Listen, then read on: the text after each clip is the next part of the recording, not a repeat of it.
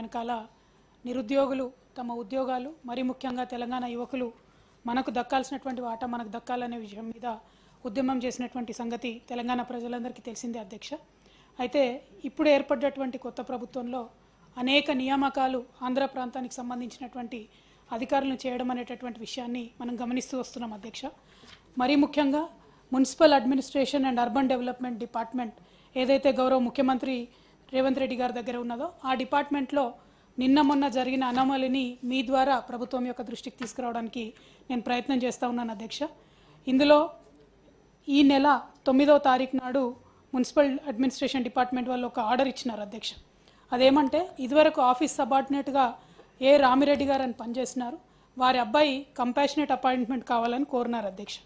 ఇందులో చాలా స్పష్టంగా వారి అబ్బాయి ఏ రఘునాథ్ రెడ్డి గారు has studied from 1st to 10th class at Kurnool district Andhra Pradesh and there four his locus status is in Andhra Pradesh అని రాస్తూ కిందేమన్నారంటే వారు తెలంగాణ ప్రాంతం వారు కాకపోయినప్పటికీ ఇక్కడ ఉద్యోగం ఇవ్వాలి, దానికి రిలాక్సేషన్ ఇవ్వాలని చెప్పి ఇంజనీరింగ్ చీఫ్ గారు కోరారు. కాబట్టి మరి దానికి తగ్గట్టుగా 2007లో చేసినటువంటి ఒక జీవోని కోట్ చేస్తూ రిలాక్సేషన్ ఇవ్వడం జరిగింది అధ్యక్ష.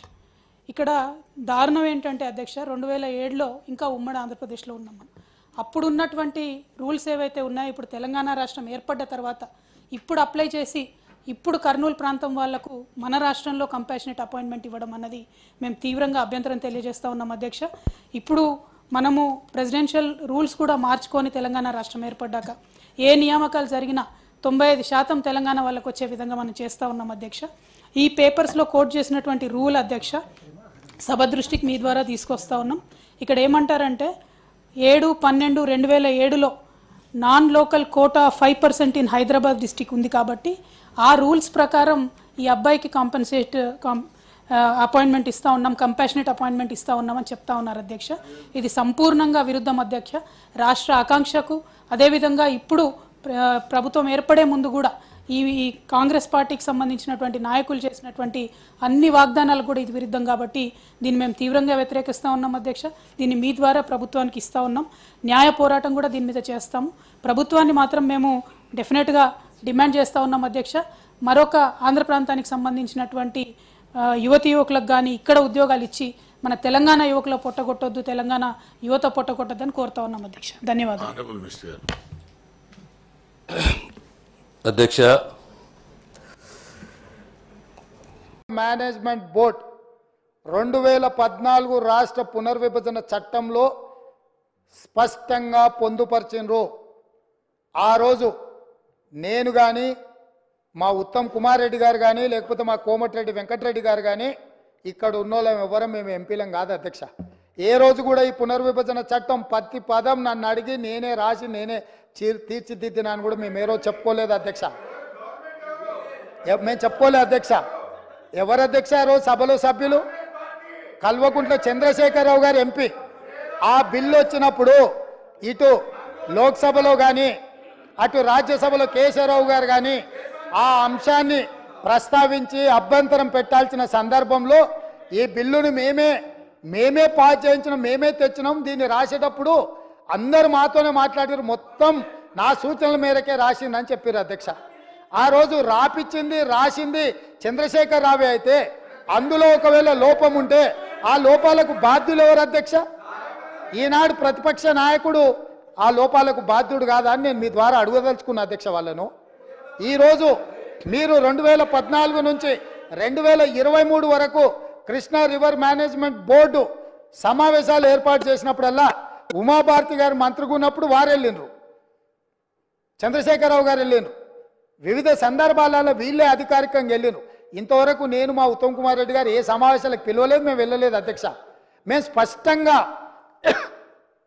స్పష్టంగా తెలంగాణ హక్కులను కాపాడడానికి మేము కొట్లాడుతుంటే మా కాళ్ళకు తాళ్ళు పెట్టి కాళ్ళలో కట్టెబెట్టి మమ్మల్ని బోర్లు పడేయాలని వీళ్ళ తాపత్రయం ఏంది అధ్యక్ష? గుంజుకుంటా అన్నది ఎవరు అధ్యక్ష? నరేంద్ర మోడీ గుంజుకుంటా అన్నాడు. మరి వీళ్ళు ధర్నాలు చేయాలంటే ఏడు చేయాలి అధ్యక్ష? నల్గొండలు ఉంటాడా నరేంద్ర మోడీ? ఏడుంటాడు అధ్యక్ష? ఢిల్లీలో ఉంటాడు. శాతనైతే కల్వకుంట్ల చంద్రశేఖరరావు గారు, తన్నీరు హరీష్ రావు గారు, కల్వకుంట్ల తారక రామారావు గారు ముగ్గురు జంతర్ మంతర్లో ఆమరణ నిరాదీక్ష చేయమను, ఆమరణ నిరాదీక్ష చేయమను. మేము వాళ్ళని పోలీసులు తీసుకెళ్లకుండా వాళ్ళు అమరులు అవ్వడము లేకపోతే హక్కులను సాధించడము వరకు ఈ ప్రభుత్వం అండగా నిలబడుతుంది. వాళ్ళ ముగ్గురిని ఢిల్లీలో నరేంద్ర మోడీ తప్పిదాల మీద దౌర్జన్యం మీద ధర్నా చేయమనుండ్రు కానీ నరేంద్ర మోడీతో కొట్లాడుతున్న మా కాళ్ళ కట్టబెట్టి బోర్లు పడేస్తే ఎవరు అధ్యక్ష? అదేవిధంగా అధ్యక్ష, ఎన్నికల రోజు పోలింగ్ ఇక్కడ జరుగుతుంటే పక్క రాష్ట్ర ముఖ్యమంత్రి AK-47 తుపాకులతో పోలీసులు నాగార్జున సాగర్ డ్యామ్ మీదకు పంపించింది అధ్యక్ష. ఇవాళ నేను అడగదలుచుకున్న వాళ్ళను, నాగార్జున సాగర్ 100% మన భూభాగంలో ఉంది, మన ప్రాంతం. మన ప్రాంతానికి లోపటికొచ్చి తుపాకులు పెట్టి ప్రాజెక్టులను ఆక్రమించుకుంటుంటే వీళ్ళ సహకారం లేకుండా వస్తాడా అధ్యక్ష? ఇంటి దొంగలు లేకుండా జగన్మోహన్ రెడ్డి గారు లోపలికి వచ్చి నాగార్జున సాగర్ డ్యామ్ మీద పహారాలు కాసే పరిస్థితి వస్తుందా అధ్యక్ష? ఎందుకు ఆ రోజు వీళ్ళు మాట్లాడలేదు? వీళ్ళు ఇచ్చిన అలుసే కదా, వాళ్ళు పెట్టిన పులుసు తిని వీళ్ళు అలుసు ఇవ్వడం వల్లనే కదా ఈరోజు ఈ పరిస్థితి వచ్చింది. ఆయల్లో రాయలసీమకు పోయినప్పుడు కల్వకుంట్ల చంద్రశేఖరరావు గారు, ఈనాటి మంత్రి శ్రీమతి రోజా గారు పెట్టిన రాగి సంకటి రొయ్యల పులుసు తిని రాయలసీమను రతలాలసీమం చేస్తా అని చెప్పి మాట ఇచ్చి బేసిన్లు లేవు, బేసిజాలు లేవు, మీరు కొట్టుకపోండి అన్నాడు. వాళ్ళు కొట్టుకపోయారు. ఇప్పుడు మేము వచ్చినాక అట్టెట్లా కొట్టుకపోతాడంట? ఎవరు అధ్యక్ష బాధ్యత ఎవరు వహించాలి? నీ కళ్ళ ముందే కదా ముచ్చుమర్రి చంద్రబాబు నాయుడు కట్టింది, నీ కళ్ళ ముందే కదా రాజశేఖర రెడ్డి పోతిరెడ్డి పాడును 44,000 క్యూసెక్లకు పెంచి తరలించకపోయింది, నీ కళ్ళ ముందలనే కదా నీ ఇంట్లో పంచపక్ష ప్రమాణాలు జగన్మోహన్ రెడ్డి గారికి పెట్టి జీవో నెంబర్ 203ను నీ ఇంట్లోనే పునాదులేసి రాయలసీమ లిఫ్ట్ ఇరిగేషన్కు ప్రగతి భవన్లో కేసీఆర్ గారి డైనింగ్ టేబుల్ మీద పునాది రాయబడ్డది. దానికి పునాది రాయేసింది మీరే కదా. 8 TMCలు పర్ డే తరలించకపోవడానికి అనుమతి ఇచ్చింది, టెండర్లు పిలిచింది, కాంట్రాక్టులు అప్పచెప్పింది, పనులు పూర్తి చేసింది మీరు అధికారంలో ఉన్నప్పుడే కదా అధ్యక్ష. మీరు మొత్తం కృష్ణానది జలాలు మహారాష్ట్ర కర్ణాటక దాటి మహబూబ్ నగర్ జిల్లాలో జూరాల నుంచి పాలమూరులో కలంపూర్లో ఎంటర్ అయి తుంగభద్ర నదిలో వచ్చే నీళ్లు, తుంగభద్ర నుంచి వచ్చిన సుంకేశ్లకు వచ్చిన నీళ్లు, సుంకేశ్ల నీళ్లు జూరాల నీళ్లు కలిసి ప్రయాణమై పాలమూరు జిల్లా నుంచి మొదలై రాయలసీమలకు పోయి నంద్యాల నుంచి తిరుక్కొని శ్రీశైలం ప్రాజెక్టు మీదకి వచ్చినప్పుడు శ్రీశైలం ప్రాజెక్టు కొంత తెలంగాణలో ఉంటే కొంత ఆంధ్రాలో ఉంది అధ్యక్ష. అంతకుముందు ప్రాజెక్టు లేవు. అంతకుముందు పోతిరెడ్డిపాడు 11,000 క్యూసెక్స్ ఉండే, అది 44,000 క్యూసెక్స్కి పెరిగింది. అంతకుముందు లేని రాయలసీమ లిఫ్ట్ ఇరిగేషన్ ఇవ్వాలా 8 TMCలు తరలించడానికి లిఫ్ట్ ఇరిగేషన్లు కట్టినరు. ముచ్చుమర్రి నుంచి 1/2 TMC కట్టిరు అధ్యక్ష. మొత్తం 12.5-13 TMCలు పర్ డే. ఒక్క నెల రోజులు మనం కళ్ళు మూసుకుంటే శ్రీశైలంలో బురద కూడా ఉండదు అధ్యక్ష. రాయలసీమ లిఫ్టు 797 FRL దగ్గర కట్టిరు అధ్యక్ష. కుండ ఇట్లుంటే కుండకు సైడ్కు పొక్క పెట్టలే అధ్యక్ష, కింద పెట్టిండు.